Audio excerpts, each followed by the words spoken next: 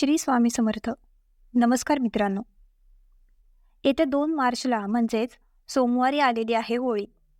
दरवर्षी फाल्गुन महिन्यातील पौर्णिमेला होळी हा सण साजरा केला जातो. तर 2 मार्चला हुताशनी पौर्णिमा आहे आणि या दिवशी होळी हा सण साजरा केला जाणार आहे. तर पहा, या हुताशनी पौर्णिमेचा प्रारंभ 2 मार्चला संध्याकाळी 5:55 सुरू होणार आहे आणि या पौर्णिमेची समाप्ती 3 मार्चला संध्याकाळी 5:07 होणार आहे. म्हणजेच काय, तर फाल्गुन पौर्णिमा म्हणजेच हुताशनी पौर्णिमा, जिला आपण होळी पौर्णिमा म्हणतो, तर ती 2 मार्च 2026ला सोमवारी असणार आहे आणि याच दिवशी आपल्याला होळी पेटवायची आहे. होळी प्रज्वलित केली जाणार आहे. तसेच 3 मार्चला ग्रस्तोदित चंद्रग्रहण आहे आणि चंद्रग्रहण तसंच प्रदोष काळ सुरू होण्यापूर्वीच पौर्णिमा समाप्ती होत आहे. म्हणून धर्मसिंधू या ग्रंथामधील वचनानुसार होळीचं दहन म्हणजे होळी ही 2 मार्चलाच संध्याकाळी असणार आहे आणि 3 मार्चला धुलिवंदन असणार आहे आणि याच दिवशी वर्षातील पहिले चंद्रग्रहणसुद्धा असणार आहे. हे चंद्रग्रहण आपल्या संपूर्ण भारतामध्ये दिसणार आहे. त्यामुळे चंद्रग्रहणाचे नियम वेद जे आहेत तसेच सूतक काळ हा सुद्धा आपल्याला पाळावा लागणार आहे. होळी हा सण आपल्या हिंदू धर्मात अत्यंत महत्त्वाचा मानला जातो. होळी या सणाचं फक्त हिंदू धर्मातच महत्त्व नाही, तर ज्योतिषशास्त्रामध्ये सुद्धा हा सण खूप महत्त्वाचा असतो. होळी दहन म्हणजे मनुष्याला आपल्या मनातील वाईट विचारांचा होळीप्रमाणे आगीत जळून राख करावी, या गोष्टीचे प्रतीक आहे. होळीचा अर्थ केवळ लाकडे जाळणे नाही, तर आपल्या मनातील लोभ, क्रोध, अहंकार आणि वासना यासारख्या वाईट प्रवृत्तींना अग्निसाक्ष नष्ट करणे असाही होतो आणि म्हणून हा सण आपण वाईटावर चांगल्याची मात म्हणून साजरी करत असतो. या दिवशी आपल्यामध्ये असणारी नकारात्मकता, वाईट गोष्टी ज्या आहेत तर ती आपण होळीच्या अग्नीमध्ये जाळून टाकत असतो आणि चांगले गुण जे आहेत तर ते अंगी बाळगत असतो आणि म्हणून हा सण जो आहे तर तो साजरा केला जातो. तसेच या सणामध्ये अनेक धार्मिक कथा सुद्धा सांगितल्या जातात. धार्मिक दृष्टीने होळीचा दिवस हा खूप महत्त्वाचा असल्यामुळे या दिवशी ज्योतिषशास्त्रामध्ये सांगितलेले काही महत्त्वाचे नियम आहेत, जे आपल्याला होळीच्या दिवशी पाळायचे आहे. तर होळीच्या दिवशी तुमच्याकडे कोणी कितीही मागितले तरीही आपल्याला या 3 वस्तू कोणालाही द्यायच्या नाहीत आणि 99% लोकांना ही गोष्ट अजूनही माहीत नाही. तर आपण या होळीच्या पवित्र दिवशी आपल्या घरातून या 3 वस्तू कोणाला दिल्या तर लक्ष्मी साथ सोडून जाईल, घरात दारिद्र्य, गरिबी येईल, कुटुंबामध्ये आर्थिक समस्या येऊ लागतील, घरात भांडणे, आजारपण हे सुद्धा येईल.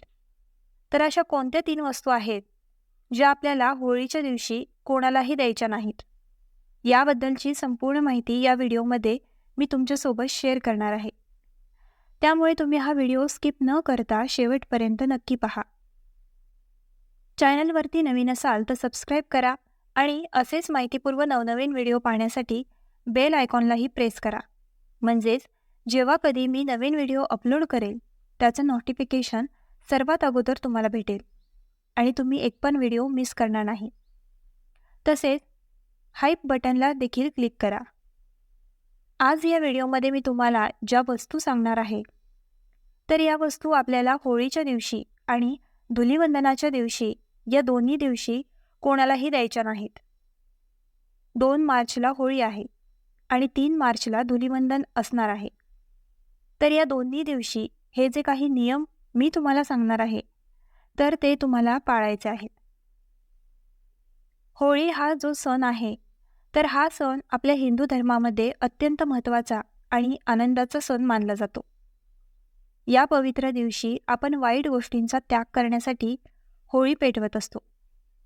मंदिरासमोर सुद्धा होळी पेटवली जाते, गल्लीमध्ये सुद्धा होळी पेटवली जाते आणि त्या होळीमध्ये काही प्रकारच्या वस्तू सुद्धा अर्पण केल्या जातात.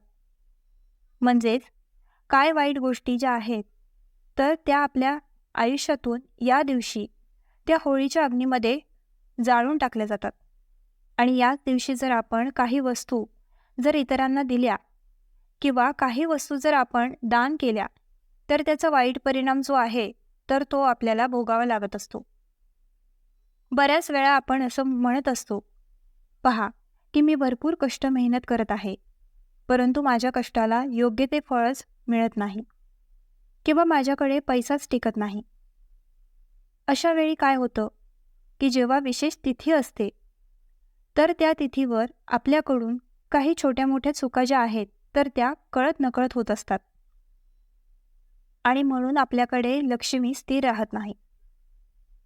लक्ष्मी आपली साथ सोडून जाते. घरात गरिबी दरिद्रता जी आहे तर ती येऊ लागते आणि आपल्याला सुद्धा अनेक समस्यांचा सामना करावा लागत असतो. आणि म्हणून ज्योतिषशास्त्रानुसार अशा काही वस्तू सांगितल्या गेल्या आहेत ज्या आपल्याला होळीच्या दिवशी चुकूनही कोणालाही द्यायच्या नाहीत. अगदी तुमचा सख्खा भाऊ असेल त्याला सुद्धा तुम्हाला या ज्या वस्तू मी सांगणार आहे तर त्या द्यायच्या नाहीत. तर याचे वाईट परिणाम जे आहेत तर ते तुम्हाला स्वतःला भोगावे लागू शकतात.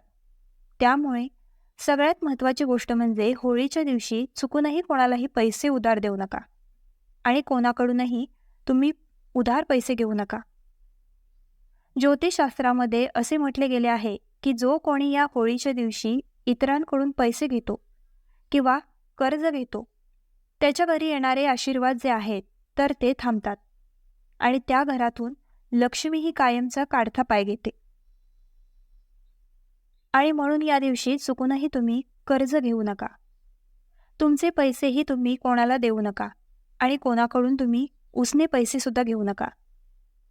आता तुम्ही म्हणाल की या दिवशी हुताशनी पौर्णिमा आहे, त्यामुळे अनेक वस्तू ज्या आहेत तर त्या खरेदी केल्या जातात. तर बघा, जेव्हा तुम्ही इतरांकडून वस्तू खरेदी करतात तेव्हा आपण त्या बदल्यात पैसे देत असतो. म्हणून तुम्ही वस्तू ज्या आहेत तर त्या खरेदी करू शकता.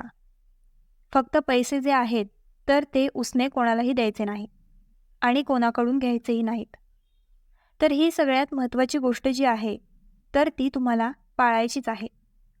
जर या दिवशी आपण उसने पैसे घेतले किंवा उसने पैसे दिले तर आर्थिक परिस्थितीवर नकारात्मक गोष्टींचा परिणाम होतो आणि जेव्हा हे पैसे आपण समोरच्या व्यक्तीला उसने देतो तेव्हा त्या व्यक्तीला सुद्धा गरिबीला सामोरे जावे लागत असे.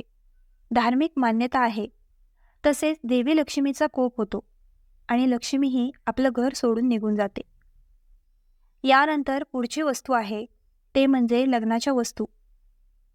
ज्योतिषशास्त्रानुसार होळी दहनाच्या दिवशी विवाहित महिलांनी आपल्या लग्नातील इतर वस्तू ज्या असतात जसे की स्त्रियांचे दागिने असतील किंवा इतर काही लग्नातल्या मौल्यवान वस्तू असतील तर त्या कोणत्याही बाहेरच्या स्त्रीला तुम्ही देऊ नका किंवा या वस्तूंचं दानसुद्धा तुम्ही करू नका. या वस्तू जर आपण बाहेरच्या एखाद्या स्त्रीला वापरायला दिल्या तर ते पतीसाठी खूप हानिकारक मानले जाते. तसेच पतीच्या कुंडलीतला शुक्रग्रह हा सुद्धा कमकुवत होतो आणि शुक्रग्रह हा धनासंबंधित मानला जातो. त्यामुळे या दिवशी स्त्रियांनी आपले दागिने मौल्यवान वस्तू ज्या आहेत तर त्या इतर सुवासीन स्त्रीला अजिबात देऊ नका. दानच नाही तर वापरायला सुद्धा द्यायचे नाही. यामुळे आपल्या पतीची प्रगती ही खुंटत चालते. त्यामुळे ही एक चूक महिलांनी अजिबात करायची नाही.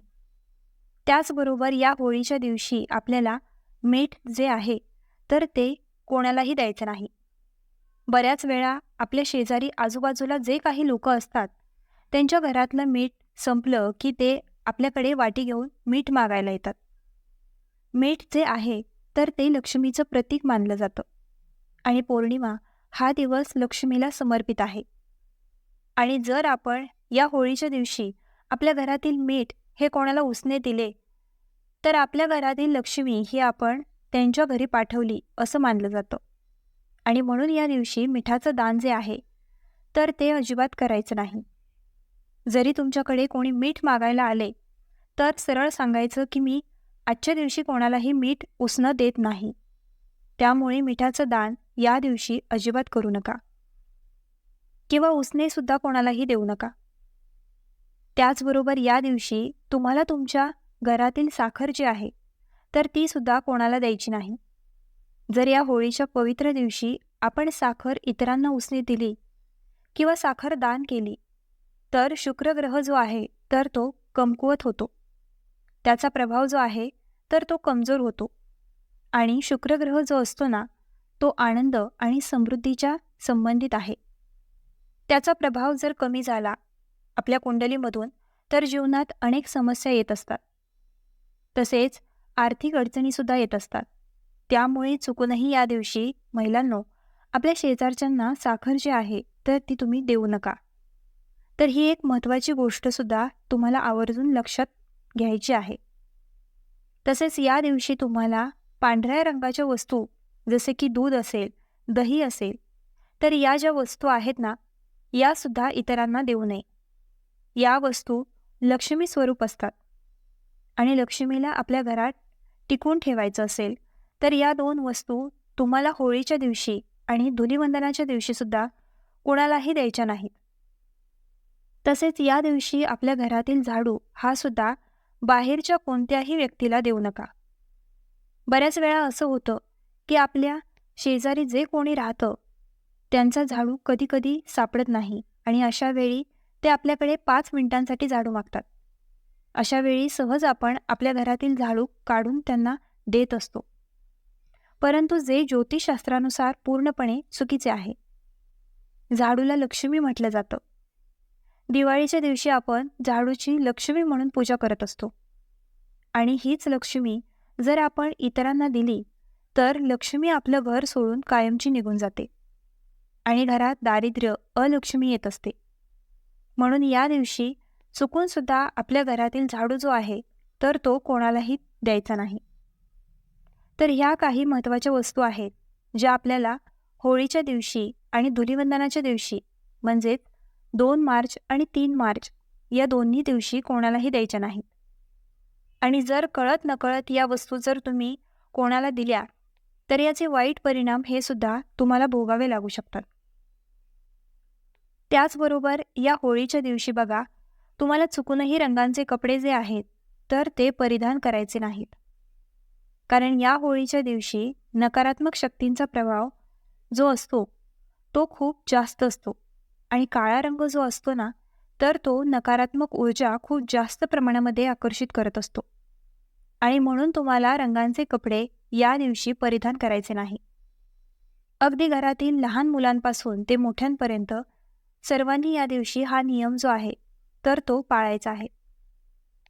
यासोबतच या दिवशी पांढऱ्या रंगाचे कपडे सुद्धा परिधान करू नये.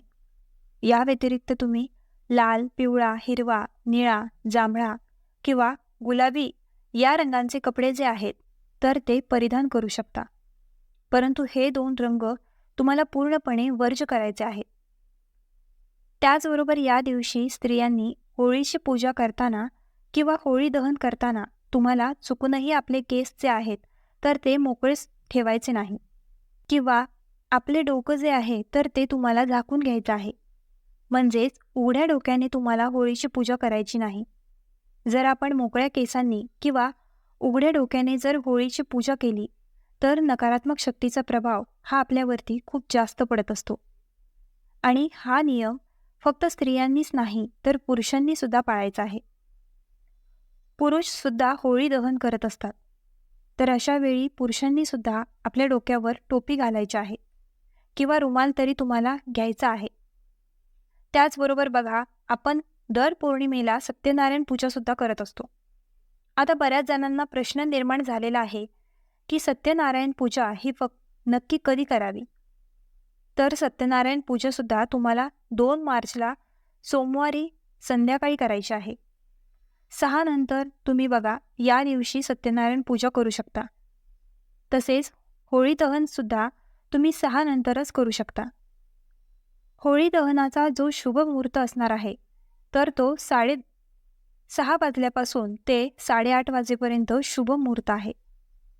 तर या वेळेमध्ये तुम्ही होळी दहन करू शकता आणि सत्यनारायण पूजा सुद्धा तुम्ही याच दिवशी करायची आहे. 3 मार्चला सुद्धा धुलीवंदन आहे. या दिवशी आपल्याला होळीचं दहन किंवा सत्यनारायण पूजा ही करता येणार नाही. कारण पौर्णिमेची समाप्ती ही 3 मार्चला संध्याकाळी 5:07 होणार आहे. त्यामुळे आपल्याला या दोन्ही गोष्टी ज्या आहेत, तर त्या 2 मार्चलाच करायच्या आहेत. तर ही अत्यंत महत्त्वाची माहिती मला तुमच्यापर्यंत शेअर करायची होती. तर मित्रांनो, हा व्हिडिओ कसा वाटला आम्हाला कमेंट करून नक्की सांगा. आणि आपल्या ग्लो मराठी चॅनलला लाईक, शेअर, सबस्क्राईब आणि हाईप करायला विसरू नका.